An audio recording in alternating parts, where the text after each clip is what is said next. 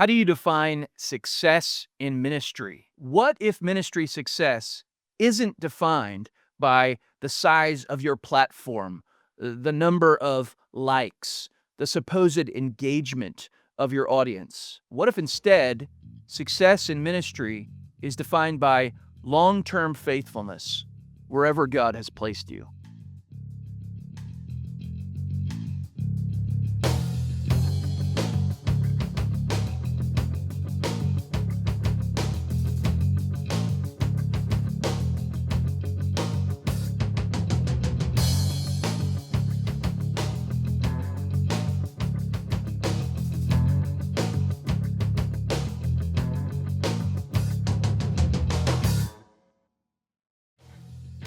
Greetings from the past. Welcome to Dead Presbyterian Society. I'm Jonathan Master. I serve as president of Greenville Seminary. One of the unfortunate terms that has crept into our vocabulary in the last decade or so is the term celebrity pastor.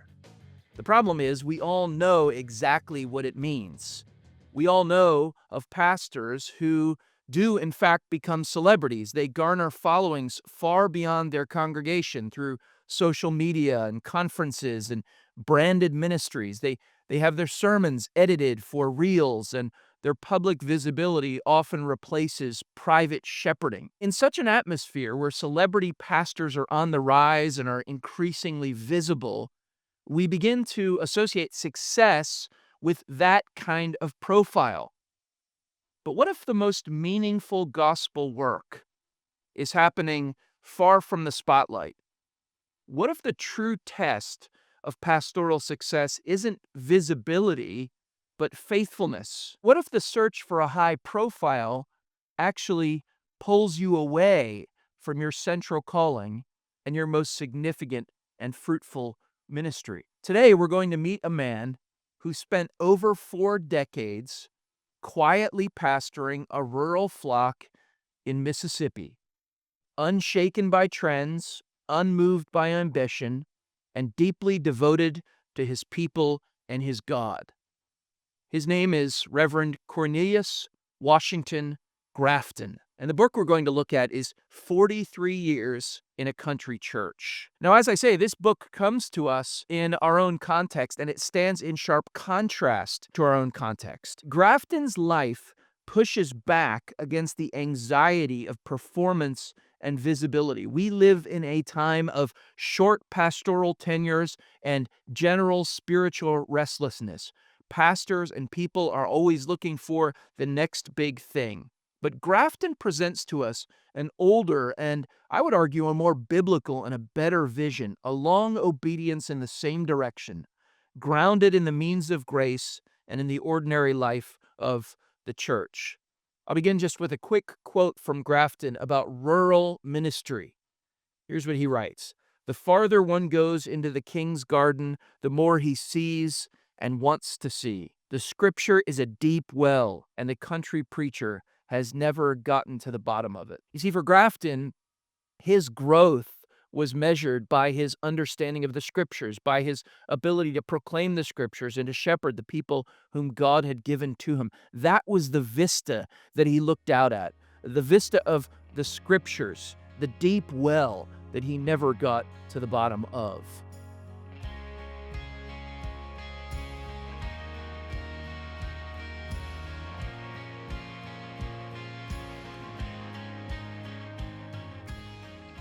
Perhaps for most of us, Grafton's name is an unfamiliar one, so I'll give a few details about his biography. He was born in Madison County, Mississippi on December 21st, 1846. Educated in the context of a local schoolhouse and raised in Concord Presbyterian Church. He served as a chaplain during the Civil War, and then from 1866 to 1868, studied at the University of Mississippi, where he graduated with honors. He served then as a teacher for 2 years, and then went to Columbia Theological Seminary, where he graduated in 1873. That's the same year he married his wife, and together they had 7 children. That's also the same year, 1873, when he was ordained to the ministry, and he was installed at 2 churches Each of these churches was very small and didn't have the ability to support a pastor on its own. Union Church, Presbyterian Church in Jefferson County, and Ben Salem Presbyterian Church in Lincoln County. And he served both of those congregations for the remainder of his life. Now, we only know about the history of Grafton in such detail because he was elected as moderator of the General Assembly of the Presbyterian Church in the United States in 1916. And he was asked to preach a sermon, as was tradition. And the sermon that he delivered was a kind of miniature memoir, and it was entitled, the same title as the booklet, A 43-Year Pastorate in a Country Church. At that time, he had been there for 43 years, but he continued there until his death on August 1st, 1934. There's a wonderful little foreword to a biography of Grafton written by William Sweet, and here's what he writes. In portraying the unassuming, quiet career of Dr. Grafton, the author has brought out those distinctive elements in the life and work of the typical Presbyterian minister, which have been handed on generation after generation, and which have given to Presbyterianism a distinction all its own, a well-educated and cultured ministry, thoroughly grounded in the essentials of Calvinism, but broad in sympathy and understanding, and appreciative of every force working for righteousness. The main thesis of Grafton's book is simply this. He highlights the challenges and the rewards of long-term ministry, and in particular, long-term ministry in a rural pastoral context.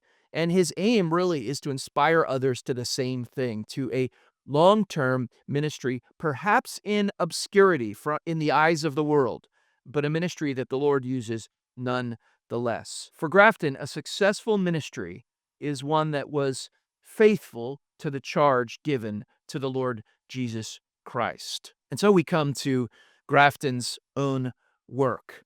What characterized his pastoral ministry? One of the things that we find, and this is perhaps surprising to people, is that Grafton was emphatic that his ministry, just like any other ministry, must be a ministry that is doctrinally grounded. He was unapologetically doctrinal. Now remember, he was preaching to a very small congregation, actually two very small congregations. This was in the days before the automobile, and so it took him often many hours to reach his parishioners or to get from one church to another.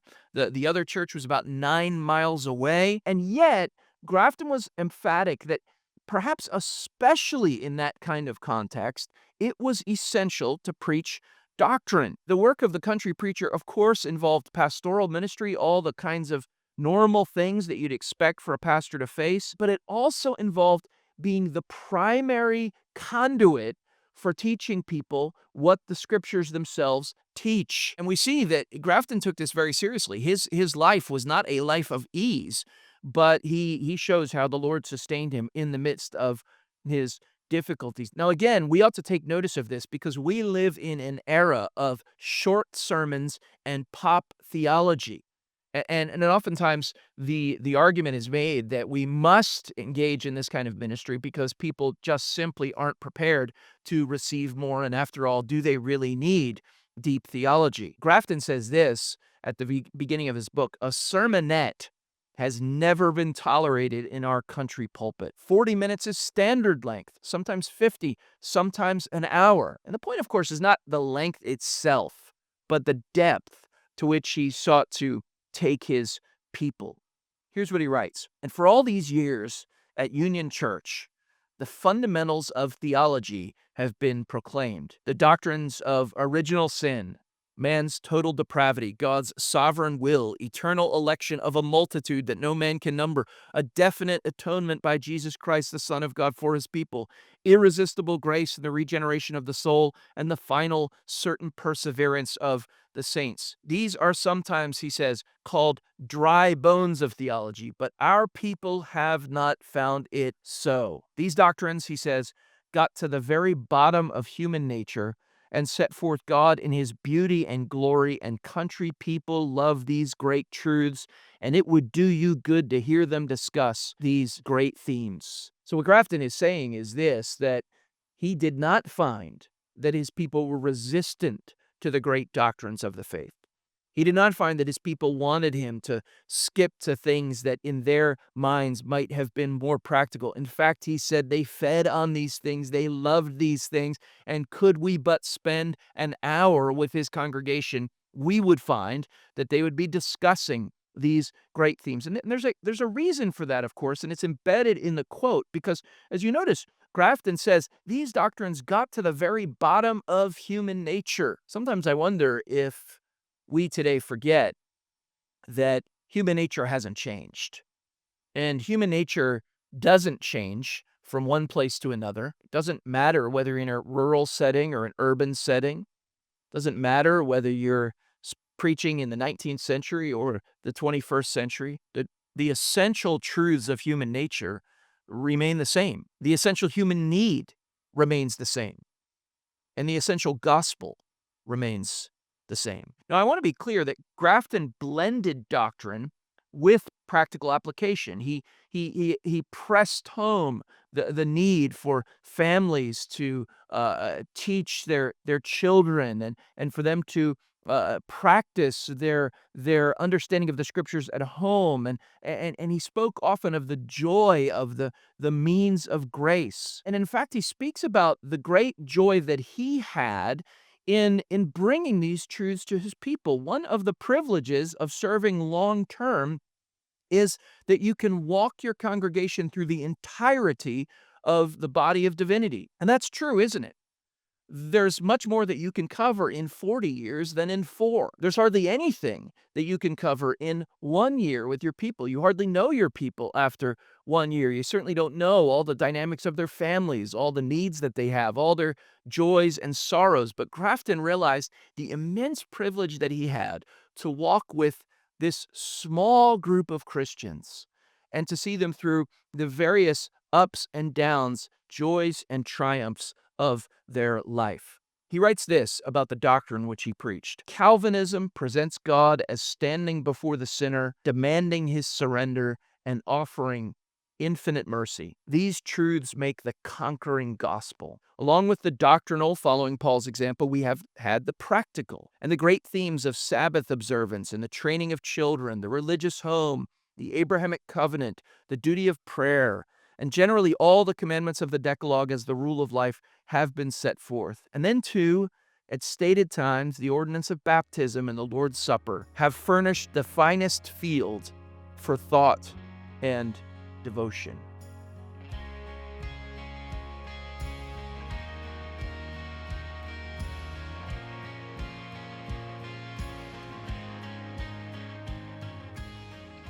Grafton's long-term ministry in a country church was a doctrinal ministry. Not only was it a doctrinal ministry, it was also a ministry in which he engaged in labor, but it was labor always mingled with joy.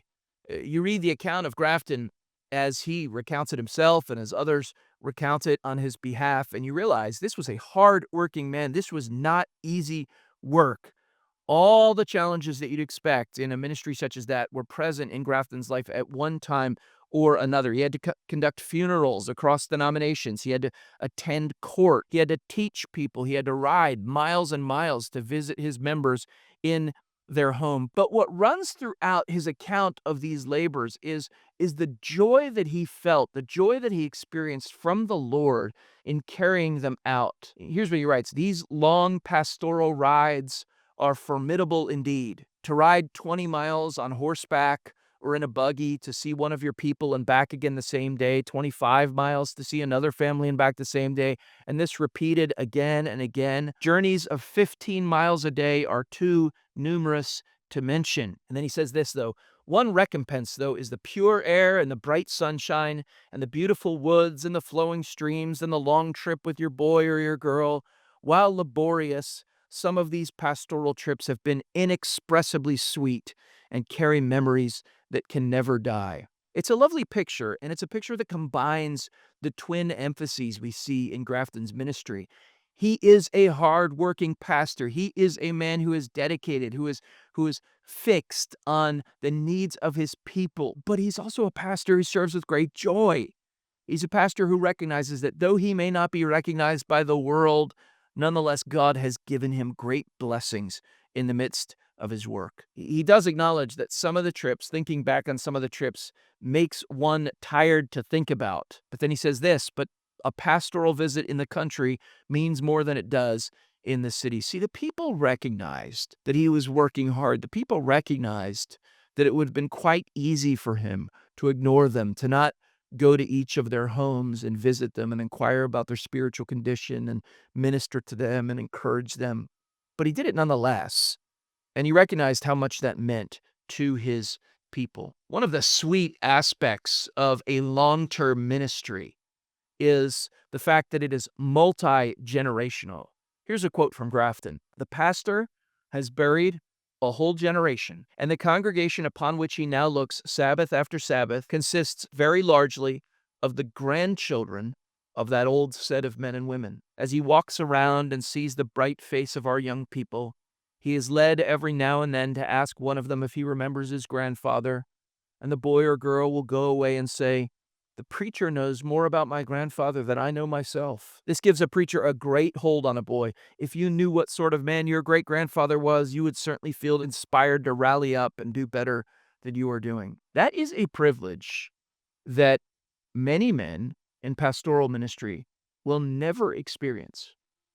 And they'll never experience it because of their ambition to move somewhere else. But Grafton gives us these sort of snapshots of what it is like to serve with the same people over many years. He writes again, another recompense is in carrying the gospel personally to men. Tell me about them big arms. This was the language of a dying Scotchman as the pastor entered the room. The old man had heard the preacher talk some time before about the God of Jeshurun, and underneath the everlasting arms, and like a babe in early childhood, he now felt the need of the strong arms. You see, Grafton was dealing with real people who had listened to him, real people who had real questions about the gospel. And it is true that perhaps if we counted it up, Grafton would not have communicated or been known by as many people as the celebrity pastors of today. Surely that's the case. And yet the people that he knew well. And they knew him. And they were able to ask him questions in this personal way. And he was able to answer with gospel truth that met their needs precisely. Now, as you can imagine, a ministry like this had all kinds of difficulties associated with it. And Grafton was not supported by the fact that he was famous or well-known, but he was supported by the daily hand of God's providence. He writes this, as surely as God gave us 7 children, we were sure that God would provide for them, and the richest of God's promises were fulfilled. He goes on to write about his own burdens. There is enough there for him to do, and responsibilities and burdens of the country church are heavy enough for him to bear, and to do this, he needs all the help that God gives him. He goes on to say this, I say all these things to encourage any young man who has a dread of going to the country. Sure enough, there is a feeling of loneliness. But take your daughter along with you and cultivate the flowers and the roses. Plant some cabbage and potatoes too. Listen to the sweetest songs of birds. Go around among men and women and boys and girls. Point them to the higher life and look forward. Always and everywhere, Abraham's answer to Isaac will be true. Jehovah Jireh, the Lord provides. Now, Grafton was primarily taken up with the work in these small congregations, but he was a churchman. And as a churchman and as a Presbyterian, he was involved in the courts of the church. In fact, he writes about that specifically. Another exaction is attending the church courts, and a preacher must attend these courts or forever stand in the way of his own usefulness. He must go to the meetings of presbytery. Now and then to do this, he must leave his wife sick in bed or a sick child and take the long trip to the railroad and trust in God to keep them safe and sound during his absence. Now, for him, getting to presbytery was not simply a matter of driving in the car 45 minutes. He had to go on horseback to the train, take the train to wherever presbytery was meeting. But he said the country preacher is much like a pioneer. His horse is his faithful friend. He speaks not only about the church courts, but about the discipline of the church. Oh, how hard it is for men to be faithful in practicing church discipline, and even harder in a small country context where everyone knows everyone else and the relational networks are so thick and strong. Here's what he writes. Another painful but fruitful exercise of pastoral work is in the line of church discipline. This important means of grace has well nigh died out of the church at large, but in the old country church, it has been a most important business. The old records of Union Church abound in illustrations of the faithful dealings of the elders with their brethren. Let a man be overtaken in a fault, such as violating the Sabbath or taking God's name in vain or becoming intoxicated, and he was certain to be disciplined by the church. And then he goes on to say this, and this faithful attitude of the ruling elders doubtless saved many an erring brother. Grafton, a faithful pastor in a country church.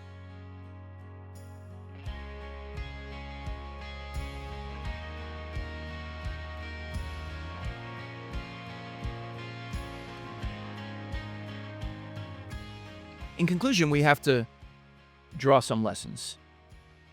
His ministry was not the story of a meteoric rise, but of deep roots and lasting fruit. And as he looked back on his ministry from old age, he looked back not with regret about missed opportunities, not with some sense of self-importance that he should have been better known, that he should have received more invitations to preach in bigger and bigger places. No, not with any of this, but with quiet confidence in Christ. There's this poignant quote near the end of the book. He says this, "The question might be asked, has the preacher done well? Has he done his best?" To this question, no one knows better his own imperfection, failures, sins, than the preacher does himself. But Moses, the man of God, went up to the top of Nebo. He looked all around him on the land of the future and upon his grandchildren encamped in the plain, and he realized that he himself was passing on to the Father's house, a sinner saved by grace, and he passed away with his face toward the promised land. In a world chasing recognition, looking back at fame that has been gained, Grafton's life reminds us that our calling is not to build a name for ourselves, but to shepherd God's people where he has providentially placed us, not to be known by many, but to be faithful to the few to whom God has entrusted us. I wonder, as you consider the life of this faithful pastor, do you measure success in ministry by visibility or by long-term faithfulness? Have you cultivated a love for the ordinary means of grace, even if no one else sees this? If you're a pastor, is your preaching shaped by doctrine and devotion or by trend and technique? Would you be content to labor in a small place for a long time with no earthly acclaim? Could you say that you're encouraging other ministers who embrace this kind of ordinary pastoral ministry? Or would it be said of you that you are actually contributing more to the celebrity culture of today? And finally, this is a question for all of us. Do you pray for the men whom the Lord has providentially given either a small platform or a larger platform? Are you concerned for the souls of men in that unique context? Oh, when the history of Christ's church is written, I'm sure it will be far more taken up with the labors of men who worked in obscurity, men about whom the world knew nothing, and yet men of whom the world was not worthy.